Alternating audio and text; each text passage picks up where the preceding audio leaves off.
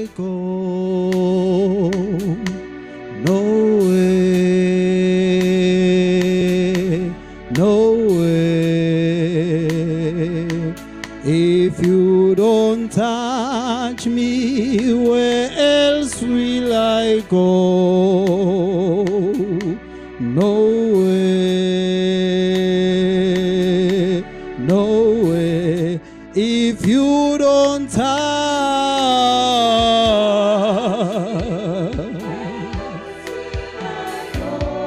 no way, no way. If you don't heal me, no way, no way. If you don't touch,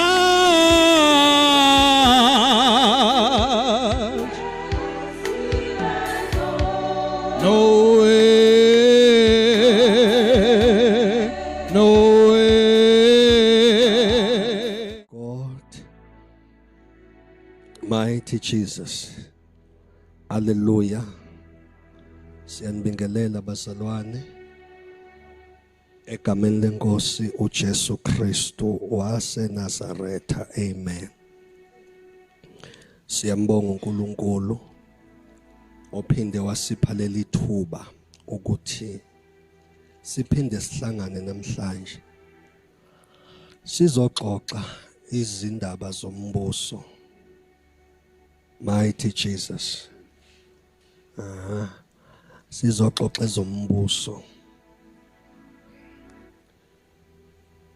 Kubalulekile ukuthi u-understand umbuso ophila kuwo.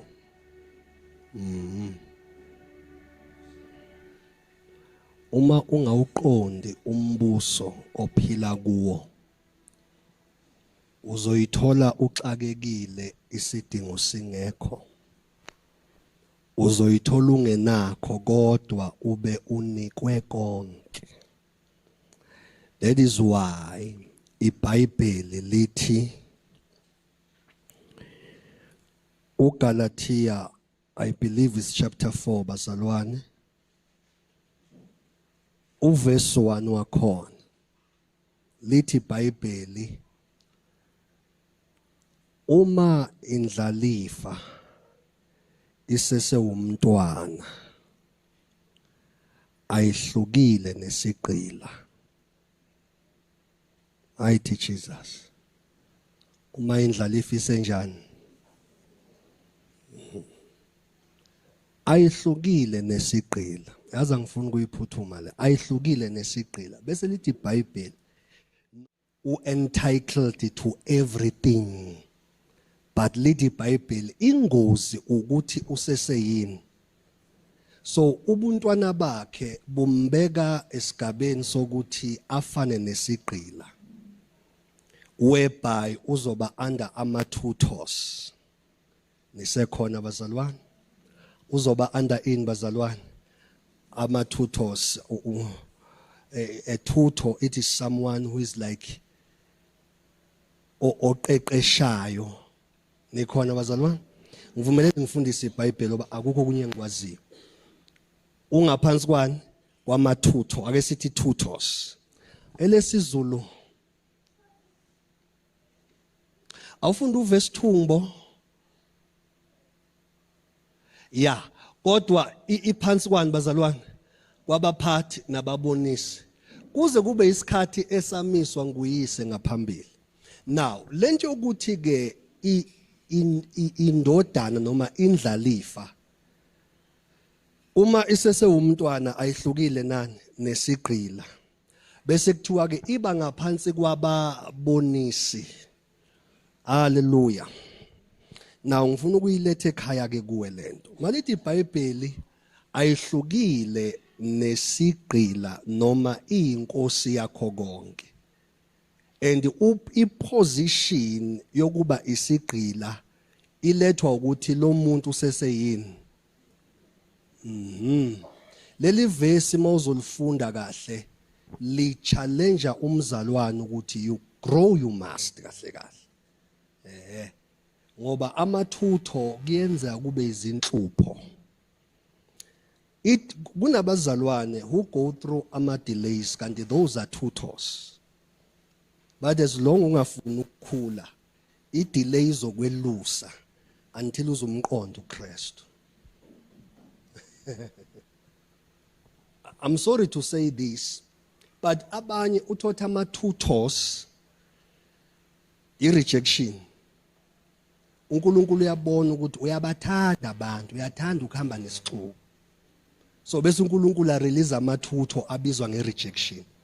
Akuwona wonke ama-rejection alethwa ukuthi wena umubi. Kunama-rejection alethwa ukuthi uyathanda ukuyizungeza. Uyahluleka ukuphumela wedwa ehlane njengokhozi. Nangazi ukuthi umntwana kaNkulunkulu, one of the attributes onawo okuba yi-eagle. I-eagle doesn't fly with birds. 2, i-eagle liyaqonda, ukhozi liqonda kahle ukuthi impilo yalo noma lingayinyoni alifani nezinye inyoni. Hallelujah. Manje bazalwane bayathanda isixuku. Ingakho makushona ilanga engakhulumanga namuntu ngathi ekhanda kathathi kahle. Ufuna athi ngahlala kancane kancane. Ingakho uhlala ethetha namacala. Ngani wena wathi? Hayibo mina ngishongo kanjalo wawukhona. Hayi ungangifakazisa. Sekumele uchazeke. Kanti bekuthiwa uvela waba ukhozi nje wathatha the highest altitude. Ngisho ncede bebeyokushiya bekubuka bajika uhambe wedwa. Ukuphila impilo yokhozi kuyakuhlenga ukuthi ungahlala ukhuluma. Uzoyabona uma ufuna ukuqeda ukukhuluma empilweni yakho. Angisho ukuthi reject abantu, phila nabantu, kodwa be sensitive ukuthi I have to protect my own space. Ukuze ngingayitholi ngichaza izinto ade kungamele ngichaze. So ke mawuse umntwana uNkulunkulu uyawadedela amathutho e-rejection nama-accusations. Akhona ama-accusations abangababonisi azokuqondisa akuphushela kuyi-direction yokuthi grow up, khula. uJesu behlala nabantu, behlala nezoni, ahlale nezixuku, ahlale nabafundi. But he understood ukuthi a solitude life is necessary. Ikakhulukazi so that i-assignment yakho uzoyifezekisa without ama-glitches. Funda ukuba nezikhathi la wazi khona ukuthi kule season ngi-activator and eagle mode. Isikhathi somthandazo, isikhathi se-fellowship noNkulunkulu, isikhathi sokuzila ukudla, isikhathi sokufundiswa. Nikhona bazalwane? Isikhathi sokureflect. Bazalwane kubalekile to reflect ngempilo yakho. Uhlala uhlehla ubheke emuva. So far, how am I doing? Inqume ngiyithathile 3 years back zingisize kwafikaphi. Ungabe mnandi ukunquma nje but awufuni ukuyolanda i-track record ukuthi nesinqumo sango 2024 so far what has that decision produced? Siwalethile nama results ebengiwafuna. That is why is it Peter or Paul athi hlalani nihlale niphinde nihlolisise nina to keep record of your walk with God. Nikhona bazalwane? Kungabi ukuze enkonzweni uyaphuma, uze enkonzweni uyaphuma, but mawuthi uyacheck your heart is always complaining. Kusho ukuthi ukukholwa kwakho bunobumpumputhe phakathi. Because you don't keep track record. One of the things ezenziwa umuntu mayingaseyona umntwana eseqonda ukuthi ngiyindlalifa akaphili impilo engacheck ukuthi ama results eza ngalendlela ebengiwafuna ngayo na. Even when you pray soberly so. Would angikwazi ukuthandaza for a year but akunashintsho. And akusho ukuthi uNkulunkulu akawuza umthandazo wakho. You must check the systems. Somebody say systems. Yes. Abantu will succeed and progress and prosper kuma assignments abo abantu who understand ukuthi I must check. Ukuza kwakho la eChrist domain from January till now, what has it produced? Ingakho lapha ingqondo ebuya abazalwane ababuyelwa ingqondo bengawakhipha ama track record uthe suke ba angry at God. Kanti uNkulunkulu belokho ekhuluma la wena unaka ngoba wazi ukuthi ukusuka ekhaya uze enkonzweni sekuphelile. Not like ekhaya bazalwane. It is why senza sure ukuthi kuma social media siyayiphusha lento ukuze noma dulele la. Mawusufika ucofa iphone or uvula uYouTube ku TV ungifice noThayi ngisho kanje. So that no man will have what? Excuse. Tell makhelwane, we must produce fruits. Yeah. Impilo yakho must produce fruits. Impilo yakho must produce fruits. Angusizeke mina, ngizokusiza nje. Ngoba number 1, you can't produce external fruits if you haven't produced internal fruits. Imapha ama fruits are internal. Your perspective about life. Indlela obuka ngayo impilo, especially ebusweni beyinselela. How do you look at life mawuzwa ngathi ustakile empilweni? Indlela ozobuka ngayo impilo izokutshela ukuthi how far in becoming what God wants kuwe. Every time akunama challenge bese uyibuka negative impilo, leyo nto iyakutshela ukuthi indlalifa eseseyini sesewumntwana. And uyothi usuka ube uphimisela amagama a glorify present challenges.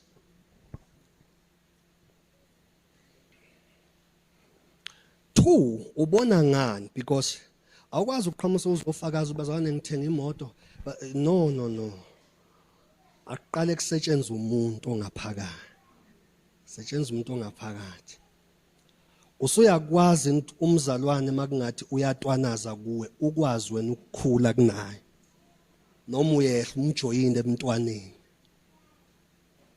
Niblockane. Nimbuluzelane maxhawulwane endlini kukhonza. Ake sithi egameni lika Jesu. So grow we must. So like how it's all about pushing you ukuthi reach your maximum potential. Reach your maximum potential. Ama asha ngisize kune disorder lapha emuva. Hallelujah. Reach your potential as a believer. Reach your potential. Akukhathaza ukuthi yini yenza ngizohlala la every year. But angiyeki enga. Eyani le enga kodwa every Sunday, every Wednesday kunesifundiso engisimukela. Ngize ngiqume ngathi ngihlatshwa izibhobo. But why ngine ayipheli ngani? Engeke sithi it is God.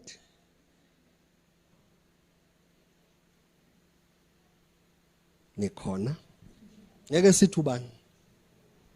So as long as indlalifa ukukhulunywa nawe mzalwane. Wena ngenkathi ufika kuJesu wamukela uJesu njengenkosi empilweni yakho. Waphiwa igama elisha. Kwathiwa uyindlalifa embusweni kaNkulunkulu. That is you, wena indlalifa. Sonke ngoba sila. Once wathi uJesu uyinkosi empilweni yami, uthola istatus esisha. Sokuthi uyindodana kaNkulunkulu, not just indodana ezelwe nje, but ebudodaneni bakho ubamba iposition yokuba indlalifa. indlalifa ngidini bazalwane firstborn. Ngisho kahle. So njenge firstborn kumele wazi ukuthi kune level yombuso okumele ithwalwe amahlombami. Kunezinto okumele ukulwela ukuthi alingaphoxeka igama lombuso ngindlalifa.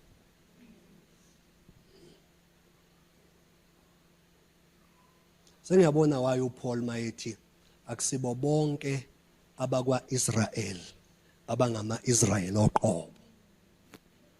Wayechaza ukuthi few understand the position kusho ukuthini kuba umIsrael, because igama sakusafunda kuBible study ukuthi igama lithi Israel lichaza ukuthi obambene noThixo. So akusibo bonke okuthiwa bayisizwe esibambane noThixo ababambene noThixo ngempela. Khona bayithengela igama. But mawuthi ucheck impilo yakho uyobona ayikho into ethi ubambene noThixo lo muntu. Uzwe indlela addressa ngayo abantu uma bemphoka. Cela ukukhuluma bazalwane. So shesha siqede. Awu. Isidla ngaka isikhathi sami bazalwane. Yazi uyoshaya u1 manje. Shothi sophuma ngo4 yeah.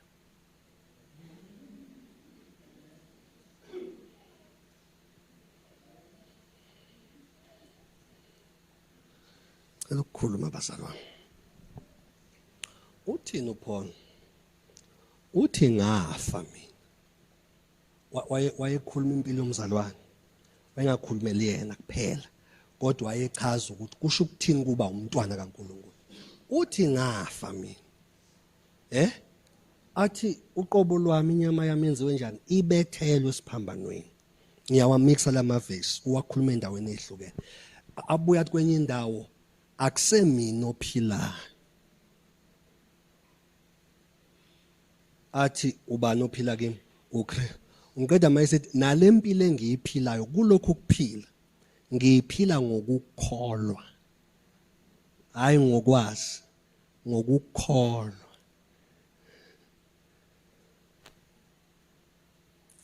Masingalapha nje Moshari 5 siphatha umese sicele nje isidumbu esisodwa, isidumbu nje siyi1 sithatha iokap sithi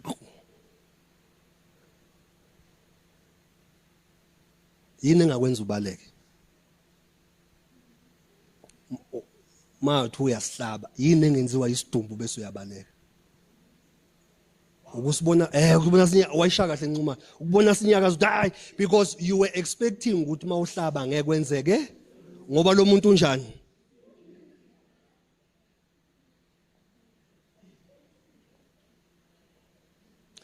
Ngoba nesizukulwane esifundile nesi-sophisticated nesazi amatema ajulile nesenza ama-research, ake nginilekelele lapho. Akushiwo ukuthi akuzweli, kodwa-ke ngithi ngikhuluma nawe njengamanje ngizama wena. Akushiwo ukuthi akuzweli, kodwa iBhayibheli isitshela ukuthi uma lo mzalwane ekuphoka responda njengomuntu ofile,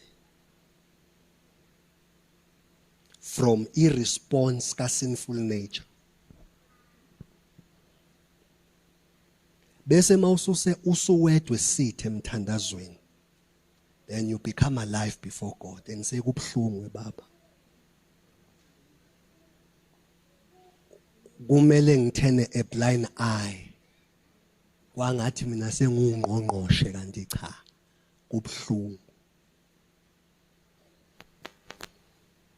Ngoba kuzokwenzeka uphokwe umuntu osese umntwana enkosini. Ukuresponda kwakho ngeresponse ka sinful nature kuvele kumqede lafe. That is why sibezwa kuma social media. Ukhona omunye adebuka one of the sermons wathi ngiyalinyanya isonto ngiyabanyanya abazalwane, kodwa namfundisi yazi uyayibuyisa ingqondo kimi. Wathi baneyinhliziyo ezimbi nginobufakazi. Awuma esethi nginobufakazi. Ngivele ngaphamisa izandla ku response ngathi amen. Ngoba siyawazi ama dangerous. Mayisephoka ngempela. Ungamphika udwelo osho ngelimi. Na ngiyakusiza. ngelinye ilanga mhla kuqhamuka umzalwane futhi hayi abezo abantu azi umuntu wezwe uyamhlonipha umuntu okholwayo yeah ihlabana la ngempondo khona now ngelinye ilanga mhla kufika umzalwane ekuphoka lengisa isidumbu then mawusuwedwa ke sithe noma uze kimi uma futhi yamnyanya hey mubi mubi lo ngizomparaka futhi yabona I won't judge you because I'm your father in the Lord ngiya understand akwenzakalana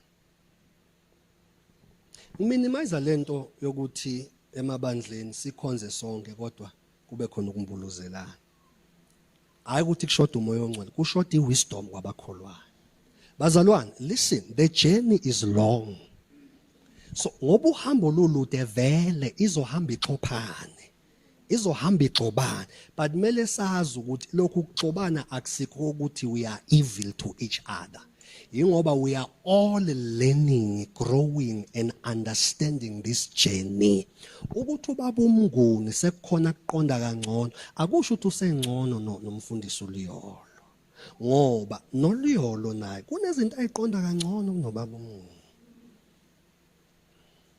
Somebody say no one is better. We are only unique. Yes. So ke uma singabamba leyo wisdom ekukholweni kwethu you will see. You will see. You will see. Ukuthi okay kusho kahle kahle ibandla kusilela abantu abaperfect. Bathela abantu abahawukelwe base baqhubeka bakhetha ukubheka umuso bahawukele. That is why usuku nosuku senziwa njani siyalungi and asilungisiswa ngokwazi kwethu silungisiswa ngokuthi siqhubeke silokhu sikholwa simbhekile ngumqalisi when I keep on looking unto Jesus uhlulekile namhlanje uzwa sengathi ukukholwa kukuhlulile don't quit, don't judge yourself. Ubazi ukuthi uzoqhusuka la. Keep on looking unto Jesus. Sayikhumbula nje ingane yakhe ibiqhuzuka njalo. But ubungasho ukuthi uyisithutha wena uqhuzuka ama. Ubumbamba umthinto uthi ugada manje. Yini ekwenza ungathi hold it against umntwana ngoba uyazi ukuthi iprocess noNkulunkulu njalo. Process yokukhula. But uNkulunkulu bazalwane that's why uPaul athi anifundi nemvelweni mayekhuluma ngokukholwa. Uyakubona ukuthi umntana wakhe esakhula bekunama mistake ade wabekezelela. But the more ekhula sekunama mistake ongasawa expectile kuye. That's why uyaqala uthethe. That's why sometimes uyalidonsa noswazi. Yini ekwenza udonsa uswazi? Usuke ubuka ukuthi uzoba inkinga uma ngimiyekela ekhula nalolicadolo. So awuxabani naye kodwa uxabana nani? Uthintitha ucadolo. God is like that. But akusho ukuthi uyakuzonda. The more God corrects you ingoba uyakuthanda. Lisho njalo iBhayibheli. Lithi uNkulunkulu uma sidlule ezimeni esidedela sidlule ezimeni ezilikhunyana uyasidisciplina njengabantwana bakhe ngoba wonke umzali othanda umntana wakhe uyamenza njani bese lithi iBhayibheli ke kodwa eyesihlahla akayenzi obanika besihlahla ilabe nihalela impilo yabo nize nisho buka abantu abangakholwa bashintsha imoto thina siyathandaza kodwa nje bayaphuza kodwa nje bayayithenga imoto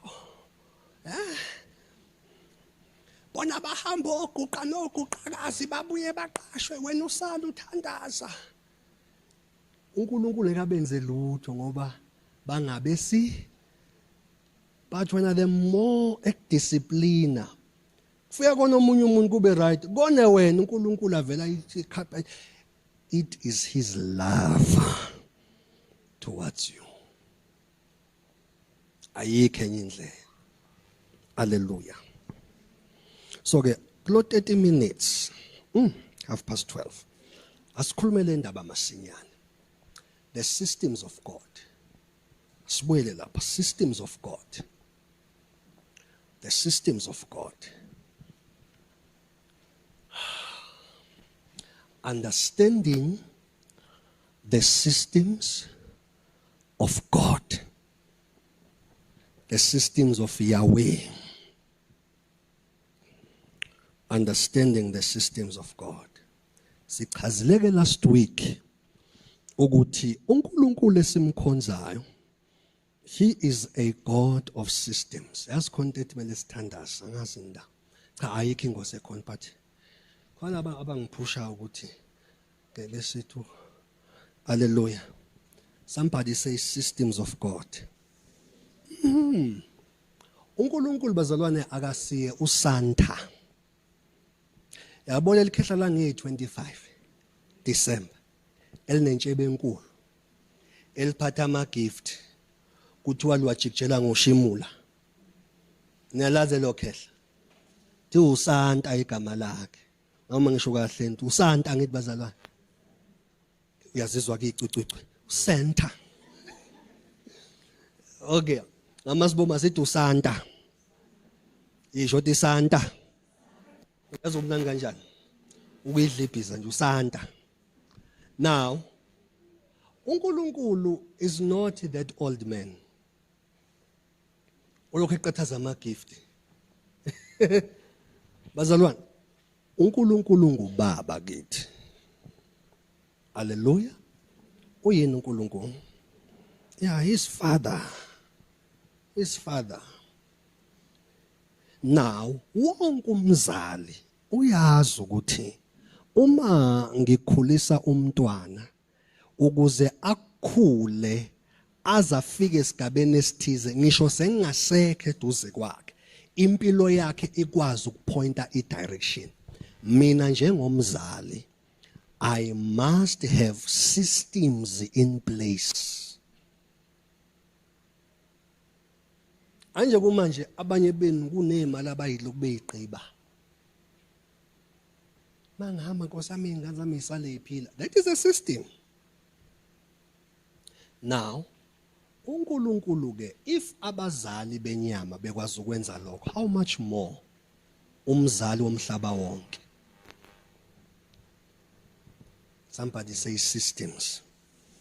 And every time correct umntwana wakho, umfundisa, umyala, compliment amayenze kahle.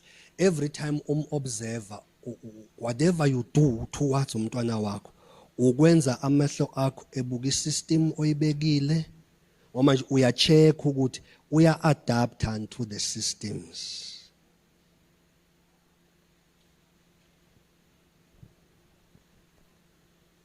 That is why wonke umntwana okhuliswa haphazardly uphila impilo enjani? Ehaphazard.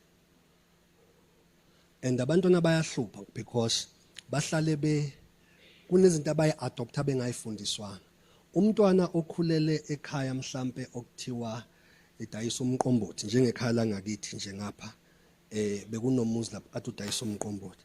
Abajida bakhona besikhula till today inhlamba bayishaya ngathi bayacula because la ekhaya kuze kushayo 12:1 phuzwa amabhiya phuza umqombothi kuyaxatshanwa nogogo lankosi amusephuma akasakhona ukuyibamba athi ingqi obondweni kwehle asulela buyela ayosula ukuhamba phuze. So bakhula bebuka yonke lento. Even when you look at them, even indlela abagqoka ngayo, how they take care of themselves, they are conformed to environment. So ke wonke umzali onothando lwengane yakhe, they always check ama systems ukuthi bakhula ngaphansi kwama systems are right na. Now how much more God? He is a God of systems. Hallelujah.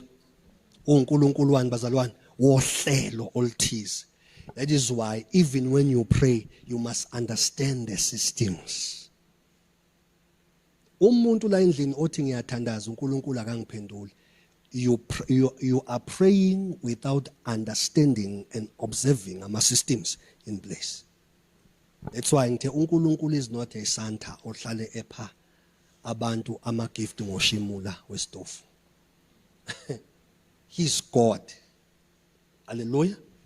Yeah, he's God. Sebenza ngama-systems. That's why iBhayibheli lithi in all you're getting, lithi get anointing. Yabazalwane uyaba frustrated with an anointing, buza mina. Uthi ugcotshiwe kodwa uxakeke. Yindaba ugcotshiwe but awufuni uku-align to the placed systems. uNkulunkulu usebenza ngama-systems bazalwane. Is that so that every Sunday you come to church so that we can teach you the systems? When you fast according to the system.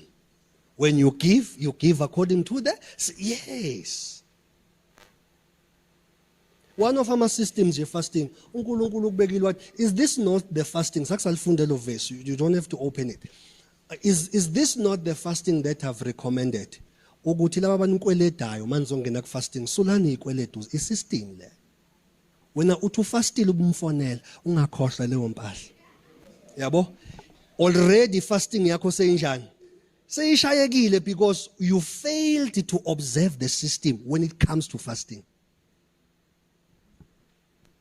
So uNkulunkulu is a God of systems. Akena nje uNkulunkulu oqhuma imbane phahla nosekusithi hawu uncuba yede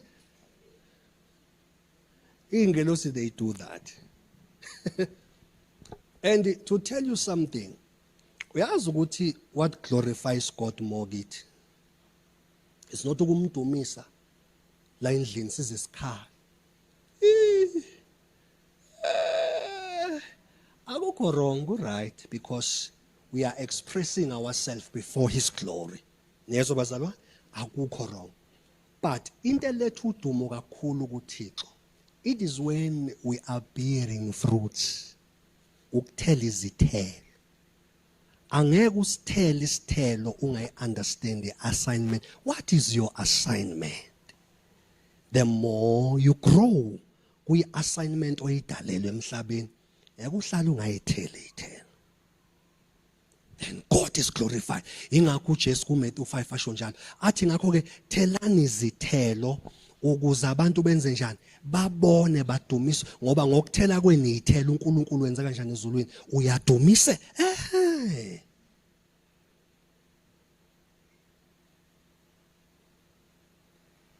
Into ukuthi uya understand ukuthi ngibizelwe kuyi-corporate world. Ngibizelwe kuyi-business world. Noma ngeke ngibe umpostoli enkonzweni, but in the marketplace I have the apostolic anointing. Aha, uthela ithelo ke. Ngoba through you sekunemizi ezodla ukudla ngoba uqasha abantu bezosebenza. So yabole ukukholwa iphelele esontweni. Lento yokukholwa bazalwane, it goes beyond these four walls. It goes very far. So yonke into empilweni yakho kumele wazi ukuthi inani, kumele observe, kumele ihambe according to ama systems kaThixo. Mawubaba ushadile, there is a system yokuba ubaba. Mawumama, there is a system yokuba umama. So before you pray, observe the system. Then you will know what to pray for. Manje wena, you just pray. Athi uNkulunkulu ngibeka isystem, buyela lapho wena sheli basi khepha latha basi. Wait. Tell your neighbor, be sober. Ekukholweni sobriety is very important bazalwane. Ukuthi wena lento kuba sober uyinaka mase ufuna ukuveza inhloso zakho zokuthi bakulimazile. Bese uzenza umuntu osober. We must be sober when we worship God. Kanti kukhuluma ukulimala. We must be no. Somebody say sobriety. You must be sober. So kunama systems ekukhuliseni abantwana, there are systems of God in place. Ekubeni ilunga lebandla are systems in place. Nami as a man of God, kunama systems that I'm observing. Ukuze ukukhonza kuqhubeke. Ukuze Christ domain abayibukayo babone kuyikhaya elifanelekile ukuthi we can shelter our souls. Akusikho ukuthandaza. I must understand what are the systems of pastoring a church. Kunama systems okuphilelana as abazalwane to each other. There are systems. One of the system it alume njalo uthando lobuzalwane. System. And sayifeyila le system sothi sihlangana but uThixo asibukele ebuqamama. Ngoba immediately uthando olungekho kuzoba ne disunity and uNkulunkulu la kune disorder khona akatholakala. So uThixo ukhona kanti ama emotions ethu ukuthi sineyinkinga. Somebody say systems. Yes. So many wazi ukuthi lo nkulunkulu omkhonzayo before ujule in the spirit, jula in the spirit but in your mind you are sober ukuthi I'm worshiping God of systems. One of the systems when it comes to giving, enye ama systems nje ithi ohlakaza kakhulu uyena oxosha kakhulu. Yabo? One of the systems ithi uma ulethe umnikelo wakho ealtar bese uyakhumbula ukuthi nginenkinga nomfowethu. Ithi ni system ithi ungabusa qhubeka ubeke nje lapho then you go and fix whatever differences you have with your brother. Once kwaba ne reconciliation, then you can come back and offer your giving. Then such giving will be received in the throne of grace.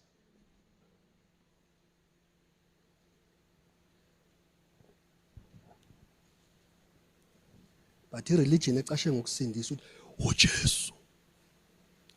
uJesu. uJesu. They must be bazalwane. Kunani bazalwane? Kunama systems. Uyazi kunama systems okuphila wedwa umuntu wedwa.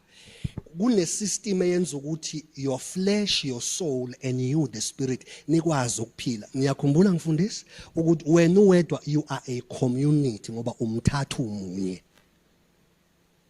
Abanye namhlanje abekho enkonzweni ngoba sithe spirit siyavuka sifuna ukuya enkonzweni. I-flesh yaletha umbonsi, i-soul yathi ungikhubile last week. Waxabana uwedwa. Sathathwa ke isinqumo yasiya enkonzweni. Somebody say systems. So if you fail to observe ama systems, uzoba senkingeni. Ukukholwa kwakho angeke kulethe lama results owafunayo. Why do we study izwi likaNkulunkulu? To be in check and to be in line with the systems. Why do we sit under a Bible study? Sivule inhliziyo zethu ukufundiswa so that we can understand ukuthi uThixo usebenza kanjani. Angeke usithole isibusiso ugeja ama systems. Angeke ukhule ezintweni zakamoya ugeja in. Ama systems afikela ukuzolimita ukutanasa nobudlaba buka sinful nature.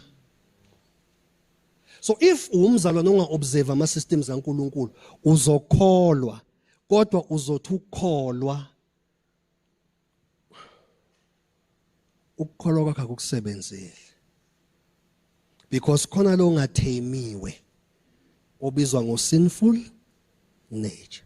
Manje ama systems agada lo sinful nature ukuthi uzoba isigebengu lekude hayi la kuqashiwe. Uthi uphakama ngeenga ishi system ithi ulaka luhlala ezifubeni zeyiwula. Qala kuphoxeke wena. Uze ukuthi kwehla wena wehlela ngezantsi. System. Somebody say systems. So ngoba sikule topic ethi dealing with uncertainties and changing times. One of the ways is to understand what? The systems of God. Now, last week sibukile indaba ye-humility. Yeah? Sabuka indaba ye-obedience. Right? Saphinde sabuka bezalo. Faith. Sabuka love. Sibuka u4, ne? Siqhubeke namhlanje sibuka amabili, but then we pray. Ngoba maningi. Awus. Nakya. Ye mama. Seqalile kudlamini seqalile. Phela sonke yebo asikho right kodwa nje phela awumani usuke nje uthethelele. Awumani usuke nje. Mele nakuwe kuvume, mele nakuwe kuvume ukuthi. Oh my God. Oh. Hallelujah. Mele kuvume ngempela. Hayi namhlanje ake sihlinze lento le. Sibone icube efihlakele kwi-forgiveness. Yeah. Ukhona omunye lapha kwa Talk bekupostwele yothando. Uzobona ukuthi people are having so much bipolar here. Uthi sorry bhuti cha mina ngiyabonga ukuthi uThixo ungiphile uthando lungaka. Ngathi awushembandla. Khuluma iphampas. Ekhuluma iphampas.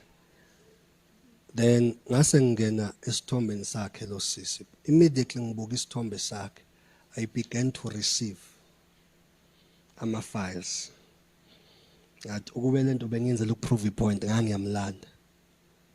Ngikuma nje baba abantwana uphi. Ngoba ukhuluma kanje. Akuwena wathi sisonothando olukhulu. Wathi umoya ongcwele, no, don't do that. Ngavele ngathi ngiyakubongisa, ngapha ngathi congratulations.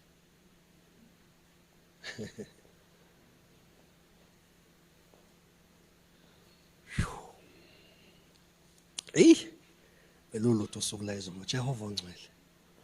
Babuthwala mfowethu. Ngiyasalutha se. Ungikhiphe ehlathini elimnyama. Ndodakazi lungi. Ntombo. Sisi. uNkulunkulu akubusise uYesu. Ungisize kakhulu izolo. Isho ukuthi yamdinga umuntu. Noma ugcotshwe kanjani. Ngisiza ngokuthi azogcoba bese ethi uSuperman.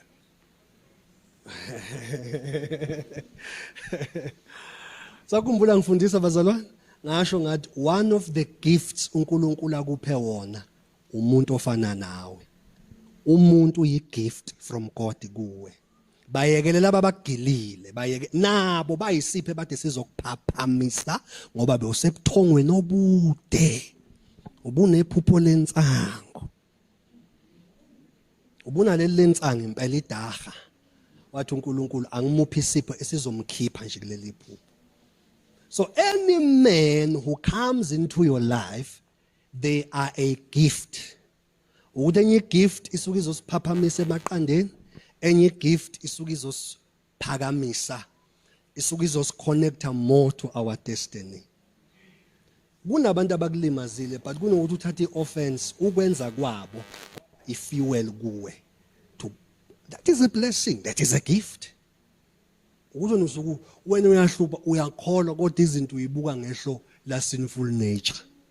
Yingakho uhlala ube ne-conflict noThixo. But izinto mawuyibuka from the cleanliness of the eye of the spirit, uzol understand iBhayibheli lisho ukuthini malithi konke kusebenzela okuhle. uNkulunkulu letha zonke ingodo nothayela kuphephuke kuze kuwe, but uma kuqala kuthinta icycle yakho in the spirit, it convert to a blessing. Yabo? Yazi namhlanje bengifisa ukufundisa ngalento, angazi ngizofika kuphi, but lento mangikufundisa kahle uzobona ukuthi i-forgiveness isuyichaza ukuthi shintsha indlela obuka ngayo ukuze uzobona ukuthi I was loved by God. Yini emenza uDavid athi kwakungilungela ukuthi ngihlushwe.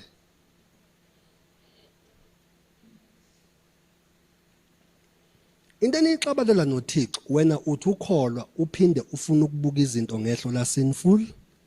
U-sinful nature unama offense amaningi. sinful nature unama offense asabekayo.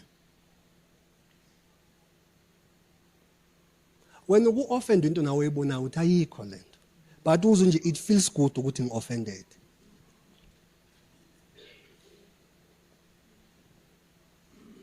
Kwesikhathi i-offense kuzoyikhiphela kumngane wakho lo wamkhiphela inkomo. Sekumele akubekezelele phela. Kodwa deep down ukwazi kahle ukuthi ayikho lento engiyenzayo. Ayawucela amen. Forgiveness. Ake siyikhuluma sinya. Forgiveness.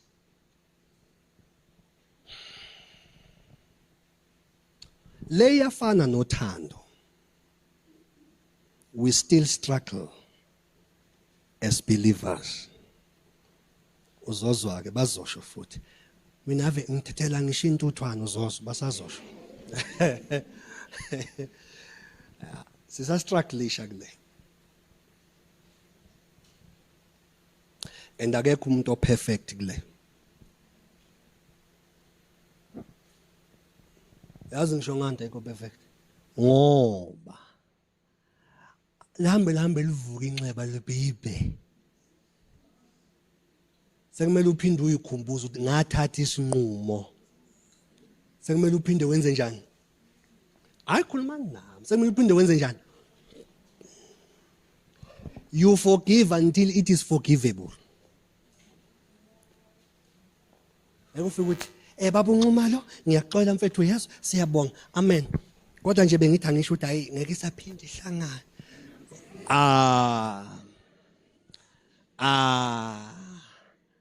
Sane psychology yakho. Sane psychology yakho yokufunda incwadi zezincube abuchopho. iBhayibheli alisho njalo. iBhayibheli alisho njalo. Ngabazali kunabantu engabaxolela 8 years back, but till today ngihlale ngibuyele kulesa sigame ngithi namanje ngiyamxolela futhi ukuze noma silokhu sihlangana kuye ngokuya ngicine ngikwazi ukumbuka emehlweni. Manje wena hayi baba utshanini ngiyakuthathela mfethu siyabonga kodwa nje for the peace of mind nokuthi sibe right hayi nceke ngicabanga ukuthi ake ithi unamanga unjengomuntu oclean indlu bese efaka izibi phansi kokhaphe kodwa kuqumba. We forgive until it is forgivable. But let me tell you, you will never forget though. You won't forget though. Manje ngicabanga ukuthi ukuthethelela ukukhohlwa. No. Lokhu umuzwa la eyisho lento la. Usuthi okule insuku ngathi namanje bese uthi hayi uma ungcwele namanje ngisasithatha isinqumo. Ngisamthethelela. Sathana japa faka umsila phansi kwemlenze ahambe. Phela iBhayibheli mayithi resist the devil alisho ukuthi mfaka umlilo akawusabi. We resist Satan by repeatedly standing on the truth. Lithi ke ngokwenza kanjalo he will flee from you. Uzonibalekela. Manje nama ucabanga uSathane ufuna ukubiza ingelosi zikhona nazo ayimenzi lutho. Nithi mina kunabantu namanje ngisenze njani? Because besikhathi vele kuvuka ube fresh, ngikwenze njani ke namhla kwaba fresh? Nithi mawongcwele ngisamile esiqhumeni. Futhi mangifuna ukumgila kahle uSathane ngifuna ukumshaya ngeqikwantwala. Manginenamba ngiyafona. Hayibo ngithi angibuza impilo. Ni right. Hayi njalo mawubuye eNewcastle amele sibonana. Kanti ngidila nani? NoSathane ofuna ukumila la. 2 ngivikela inkazimulo phakathi kwami. So I choose glory over bitterness because bitterness ngeke ngibusise. Nikhona bazalwa? Bitterness ngeke yenza ukuthi mangithandaza ngiphendulwe emthandazweni. Inkazimulo eyenza ukuthi mangithandaza kuphenduleke imthandazo. So to protect it I need to suffer kwezinye izinto. Uze uthi uyajuluka ngisho iring ucabanga uyicisha. Uthi uyayicisha hello hey wena how are you? Sixoxe. sixoxe ngithi awube right unganyamalali ngilwa noSathane ofuna ukuthola isihlalo la ngoba angifuni njalo mangithandaza lokhu kukhonjwa amabala kimi kumele mangithandaza kuNkulunkulu kukhonjwe impendulo hayi amabala ngikhathela amabala. Somebody say forgiveness. Yeah, intethelelo bazalwane, intethelelo amanye wama characters esithe masifika kuJesu saphiwa wona. I-forgiveness uyiphiwe akusiye yakho isipho. 2, that is why never think uma uthethelela usebenzisa amandla akho. Ma usebenzisa wakho uzomthethelela kodwa uthi akahlale lapha ya eGoli wena uzohlala la eNatal. Eyakho ke le. But if forgiveness that comes from God iyakunqabela ukuthi umuntu umthethelele kodwa uthi ayingabhekani. Ngiyaxoxa, but that is the truth. And it's either you take it or you become an enemy.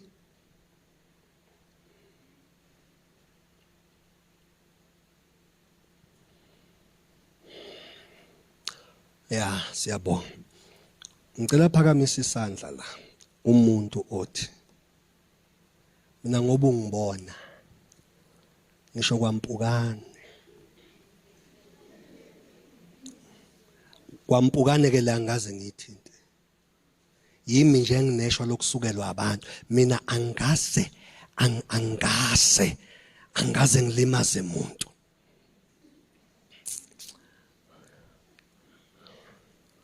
Yabo.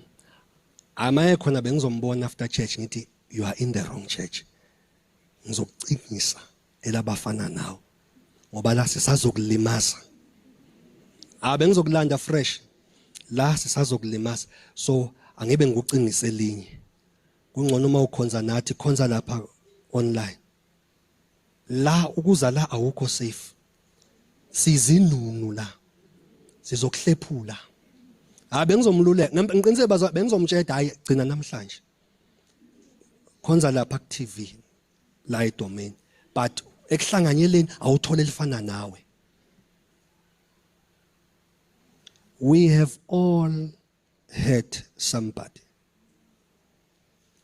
Kunabantu abangasinga ama praises kuwe but khona bathi ho animas.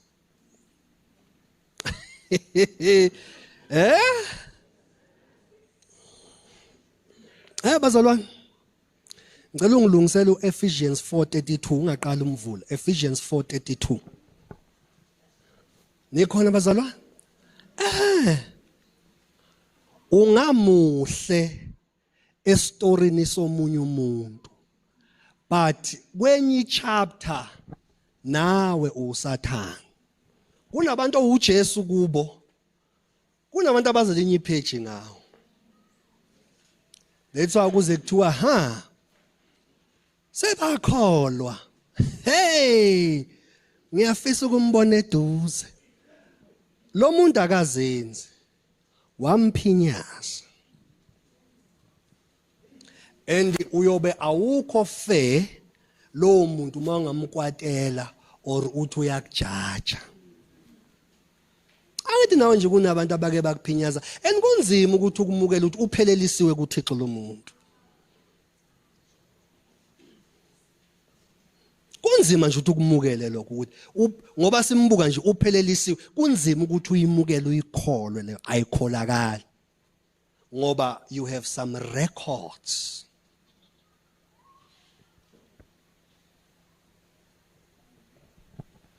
Forgiveness.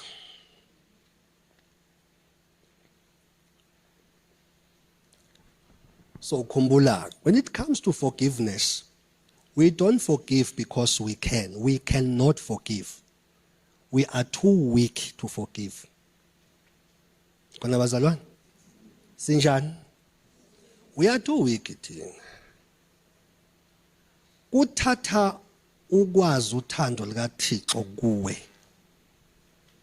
Ukuzukwazi ukuthethelela. mele wazi ini mzalwane uthando lukaThixo ngoba mawungakazi ulinambithe uthando lukaThixo abantu uzobathethelela ngolwakho uthando angithi siyazi ukuthi kuthatha uthando ukuze umuntu athethelele ngeke umthethelela umuntu ungamthandanga now I'm saying kuwe thina sine tendency yokuphila kolwethu uthando olunama terms and conditions sina sinolwethu uthando oluthi as long as ubambele position my love for you will not change but when we speak of agape the love of God it is unconditional whether uyibambile iposition yakho noma awuyibambile he loves you regardlessly yawa so uNkulunkulu ke uma esimemele emhlabeni wentethelelo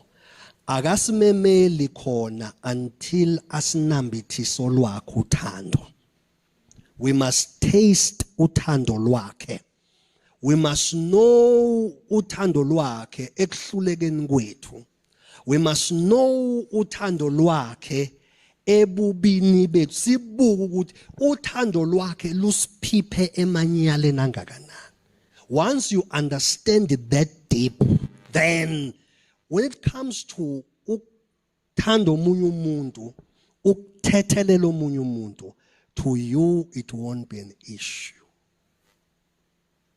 kubiza ukulazi uthando likaNkuluNkulu ukuze wena ukwazi into eyenza ukuthi kube nzima ukuthi uthethelela awulazi uthando likaThixo kuwe ekuhlulekeni kwakho ekungcoleni kwakho emanyaleni akho so until wazi olikaThixo uthando you will always struggle with forgiveness cela ungipha ke Ephesians chapter 4 verse number 32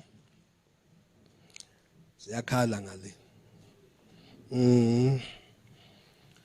are we there how nanto maniphathane ngobumnene nihawukelane bazona ngithi niyayifunda le yanto ayifundwa yimi kuphela thiwa masenze njani asiphathane ngobumnene 2 ziyabala izinto 2 senze njani sihawukelane 3 sithethelelane yezwa njengalokho noNkulunkulu wenze njani wanithethelela ngoKristu Jesu God forgave us through Christ that is why today you can pray kungabi nankinga that is why today uyake uthi baba ngiyabonga ngokungithanda kwakho the time usho lawo mazwi you are acknowledging ukuthethelelwa because for him to forgive you kwamele enze njani akuthande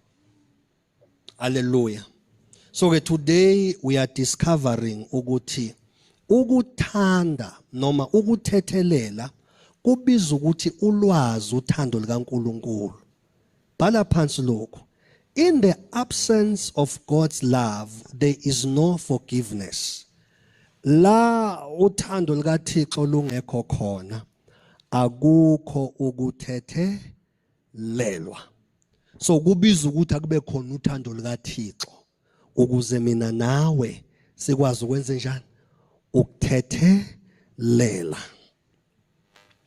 hey bazalwane leyo kuthethelela ihamba ibanga elide akuthi forgiveness write this down forgiveness protects your destiny it protects the destiny yakho ukuthethelela ngoba sibonile abantu abanenqumbi nabantu abaneenga ukuthi impilo yabo ibanjani as they continue to live ibalukhuni impilo yabo ibanzima even a small success isqueezeka kanzima ukuthi iphume kanti it is what the heart of man so ke one ukuthethelela kwenze njani it protects your destiny number 2 if forgiveness ikulethela favor from God you find favor just like humility ukuthethelela kwenza ukuthi uhlala unefavor kuThixo. Namhla kuwe osephutheni, uNkulunkulu will remember your storeroom ngoba nawe mawoniwa wenze njani? You forgive. So namhlanje awelanga likushonele kuba lula ukuthi uNkulunkulu athi in the book of remembrance kudala bemkhuba, but he has always stood by forgiving those people. Bese kuba lula ukuthi uNkulunkulu ekuphambukeni kwakho naye enze njani? Akuxolele naye. So ke number 1, if forgiveness protects what? Number 2 yenzani? It invites, it attracts the favor kaNkulunkulu. Lastly, yenzani forgiveness? If forgiveness ikubeka kuyi-position where une authority as a son of God. Kumbula intshumayelo yasentabeni uthi uJesu, blessed are the peacemakers, for they shall be called the sons of God. The peacemakers. Angeke kube umuntu wokuthula unengqumbi. Angeke kube umuntu wokuthula unga-understand ukuthi kusho ukuthini to forgive. Hallelujah.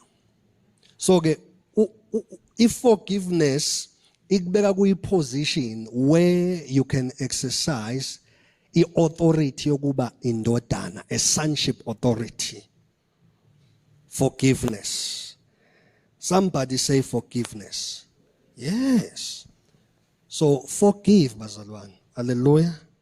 Uthethelela ngoba nawe awukho perfect.